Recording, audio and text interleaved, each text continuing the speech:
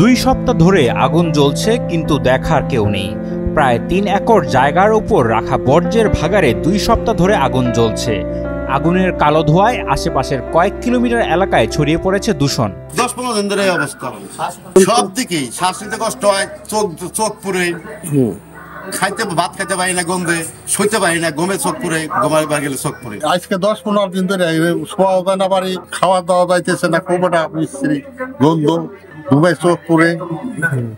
এই এলাকা নিয়ে সেমি ঘাট টাট নই মনে মিস্ত্রির আর এই ধোয়া লইয়া আনতে পারে নাত্রি আগুন দেয়, খুব একটা অসুবিধা। সব দিকেই সমস্যা, এইগুলার গন্ধতে সব মনে করেন যে ক্ষতি হয়ে যেতেছে আমাদের। দিনের সেরাইতে বেশি গন্ধ ছড়াই গেছে, গন্ধ অতিরিক্ত সব জায়গা দেই।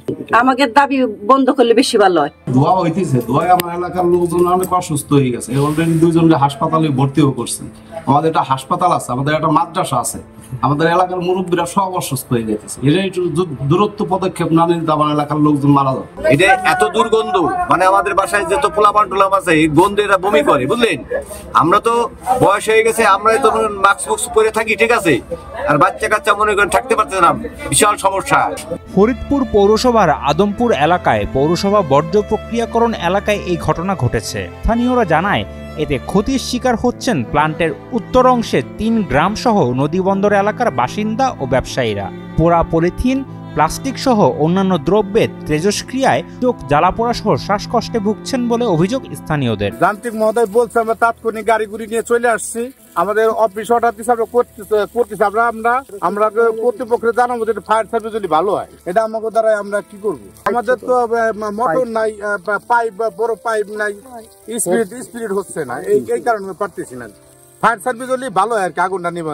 ফরিদপুর পৌরসভার দায়িত্বে থাকা প্রশাসক ও স্থানীয় সরকার বিভাগের উপপরিচালক চৌধুরী রওশন ইসলাম ক্যামেরায় কথা বলেননি, তবে তিনি বিষয়টি জেনে তাৎক্ষণিক আগুন নেভানোর নির্দেশ দেন। শহরের যত ময়লা আবর্জনা এগুলো নিয়ে ফরিদপুর পৌরসভার নির্ধারিত স্থানে আদমপুর বেড়িবাঁধ নামক স্থানে ফেলা হয়, ওখানে ডাম্পিং করা হয়। তো সেগুলো আসলে পরিবেশ সম্মত ভাবে ব্যবস্থা করার কথা, কিন্তু তা না করে যেভাবে আগুন দিয়ে পোড়ানো হচ্ছে তাতে 1.5-2 কিলোমিটার এরিয়া আগুনের ধোঁয়ায় গন্ধে মানুষের কষ্ট হচ্ছে এবং পরিবেশের বিপর্যয় হচ্ছে।